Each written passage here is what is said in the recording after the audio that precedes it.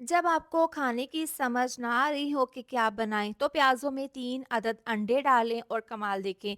ना ही ये पकोड़े बनेंगे, ना स्नैक्स बनेंगे, लेकिन जो भी बनेगा ना आपको खाकर मज़ा आ जाएगा।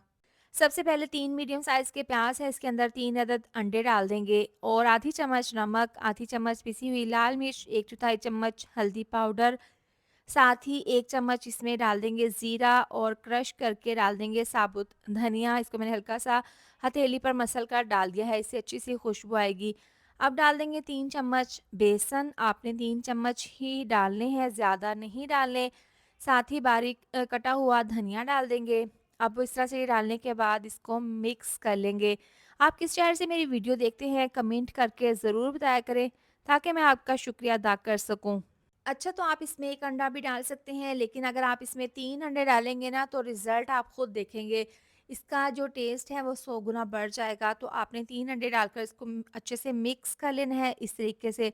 अच्छे से मिला देने के बाद बारीक कटी हुई सब्ज़ मिर्चें डाल देंगे, तकरीबन 2 अदद मिर्चें थी, इनको मैंने काट लिया था। अब दोबारा से इसको मिक्स कर लेंगे।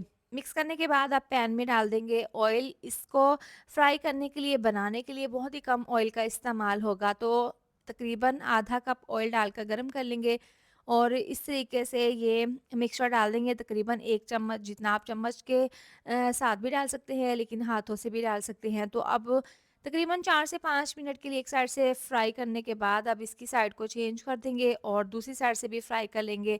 दोनों साइड से हल्का-सा ये फ्राई हो गए हैं, लेकिन अब मज़ीद गोल्डन कलर आने तक और क्रिस्पी होने तक दोनों साइड से और मज़ीद इसको फ्राई कर लेंगे। देखिए, एक साइड से बहुत ही अच्छा-सा कलर आ गया है, गोल्डन कलर, दूसरी साइड से भी इसी तरह से फ्राई कर लेंगे। तो लीजिए, बहुत ही ज़बरदस्त से क्रिस्पी हमारे पकोड़े तैयार हैं। इसको हम निकाल लेंगे। आप इसको ऐसे भी खा सकते हैं, लेकिन रेसिपी अभी यहाँ पर पूरी नहीं हुई। मज़ीद इसको हमने पकाना है और इसकी मज़ेदार सी एक रेसिपी बनाकर तैयार करेंगे। आपको खाकर मज़ा आ जाएगा, घर वाले आपसे माँग-माँग कर खाएँगे।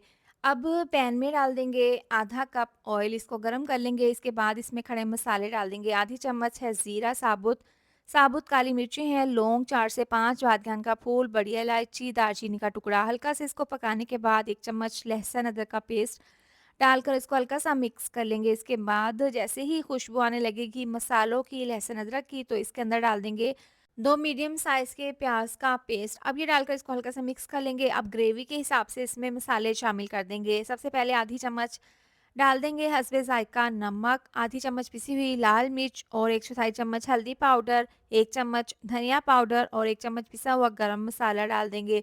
साथ ही डाल देंगे बारीक कटी हुई सब्ज़ मिर्चें। अब ये डालकर इसको अच्छे से मिक्स कर लेंगे और यहाँ पर मसाले को भून लेंगे। प्याज़ का जो पेस्ट हमने डाला है, इसमें थोड़ा बहुत पानी था, तो इसी पानी में मसालों को पकाएँगे ताकि मसालों का कच्चापन दूर हो जाए। जैसे ही देखें इसके ऊपर ऑयल आएगा, पानी इसका ड्राई हो जाएगा, तो मज़ीद इसके अंदर आधा ग्लास डाल देंगे पानी, इसको मिक्स कर लेंगे। जैसे ही पानी उबलना स्टार्ट होगा, तो इसके अंदर हम फ्राई किए हुए पकोड़े डाल देंगे।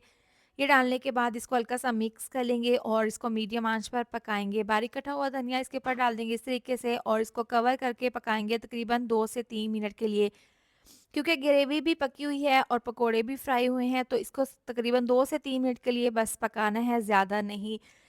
आपने यहाँ पर ज़्यादा इसको पतला रखना है तो पानी डाल दें, वरना तो ऐसे ही आप इसकी ग्रेवी रख लें। बहुत ही ज़बरदस्त सी हमारी ये मज़ेदार सी रेसिपी तैयार है। खाने में इतनी लज़ीज़ बनी थी ना कि घर वाले खाकर खुश हो गए थे। आप भी इसको ज़रूर बनाएँ। इसके साथ ही वीडियो अच्छी लगी हो तो लाइक, शेयर, सब्सक्राइब कर दें। मिलते हैं नेक्स्ट वीडियो में। अपना बहुत सारा ख़्याल रखें। अल्लाह हाफ़िज़।